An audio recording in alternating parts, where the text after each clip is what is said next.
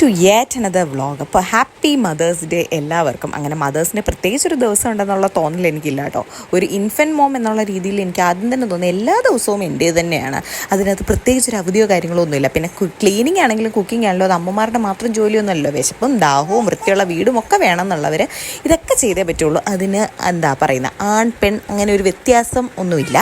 അപ്പോൾ എന്തായാലും നമ്മൾ രാവിലെ എണീറ്റ് ഇന്ന് ബ്രേക്ക്ഫാസ്റ്റിൻ്റെ പരിപാടിയെക്കാട്ടി മുന്നേ ലഞ്ചിൻ്റെ പരിപാടിയാണ് ചെയ്യുന്നത്. കാരണം ഞായറാഴ്ച ആയതുകൊണ്ട് പ്രത്യേകിച്ച് ബ്രേക്ക്ഫാസ്റ്റ് ഒന്നും കാര്യമായിട്ടൊന്നും വേണ്ട. ഉപ്പുമാവിലൊക്കെ നമ്മളങ്ങ് ഒതുക്കി അങ്ങനെ നമ്മൾ ബീഫ് കറി ഉണ്ടാക്കുന്നുണ്ട്. അതുപോലെ തന്നെ ചക്കപ്പുഴുക്ക് ഉണ്ടാക്കുന്നൊന്നും കാണിക്കുന്നില്ല, എന്നാലും ചക്കപ്പുഴുക്കും ബീഫ് കറിയാണ് നമുക്കിന്നുള്ളത്. അപ്പോൾ ഇന്നത്തെ കറിക്കകത്ത് ഞാൻ ഇച്ചിരി പൊട്ടറ്റോയും കൂടെ, ഇച്ചിരി ഇല്ല കേട്ടോ, ഒരു പൊട്ടറ്റോയും കൂടി ഇട്ടിട്ടുണ്ട്. കാരണം കുഞ്ഞിന് കൊടുക്കാൻ വേണ്ടിയിട്ടാണ്. നമ്മൾ നോൺ വെജ് ഇതുവരെ കൊടുത്തു തുടങ്ങിയില്ല, പക്ഷേ നോൺ വെജ് കറികളിൽ ഇടുന്ന പൊട്ടറ്റോ നമ്മൾ കൊടുക്കാറുണ്ട്, ആ ടേസ്റ്റ് ഒന്ന് പിടിക്കാൻ വേണ്ടിയിട്ട്. നമ്മുടെ ആഹാരശീലങ്ങളും ഒക്കെ ആയിട്ട് യോജിച്ച് പോകുന്നതാണല്ലോ എപ്പോഴും നല്ലത്. അപ്പോൾ അതുകൊണ്ട് ഞാനൊരു പൊട്ടറ്റോയും കൂടി ഇട്ടിട്ടുണ്ട്. അതല്ലാതെ പ്രത്യേകിച്ച് മാറ്റങ്ങളൊന്നും വരുത്തിയിട്ടില്ല. പിന്നെ ഏറ്റവും ലാസ്റ്റാണ് ഉപ്പ് ചേർത്ത് കൊടുത്തിരിക്കുന്നത്.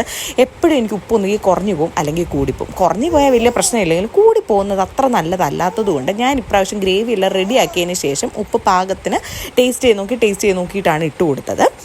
അതെല്ലാം കഴിഞ്ഞിട്ട് ഇനി ബീഫും കൂടെ ഇട്ട് കൊടുക്കും. ഇതിൻ്റെ അകത്ത് കൂടുതലായിട്ട് കുരുമുളക് ഇങ്ങനെ മുന്നിൽ നിൽക്കണം എന്നുള്ളത് കൊണ്ട് ഞാൻ കുരുമുളക് പൊടി ഇങ്ങനെ എടുത്ത് വെച്ചിട്ട് കുറച്ചായിട്ട് ഇട്ട് കൊടുത്ത് ടേസ്റ്റ് നോക്കി അങ്ങനെയാണ് ഇട്ട് വെച്ചത്. അപ്പോൾ അതെല്ലാം കഴിഞ്ഞിട്ട് കുറച്ച് കറിവേപ്പിലയും വെതറി അതിൻ്റെ മണ്ടയ്ക്കത്തേക്ക് കുറച്ച് ഗരം മസാലയും കൂടി ഇട്ട് വീണ്ടും കുരുമുളക് പൊടി ഇട്ട് ഒന്നുകൂടി തിളപ്പിച്ച് നല്ല കുറുക്കിയെടുക്കുകയാണ് ചെയ്തത്. അപ്പോൾ ബീഫ് കറിയെന്നോ ബീഫ് റോസ്റ്റ് എന്ന് പറയാൻ പറ്റില്ല, എന്തായാലും ബീഫ് കറി തന്നെയാണിത്. അപ്പോൾ നല്ല കുറുക്കിയെടുത്തു. അപ്പോൾ നമുക്ക് അടുത്ത വീഡിയോയിൽ കാണാം.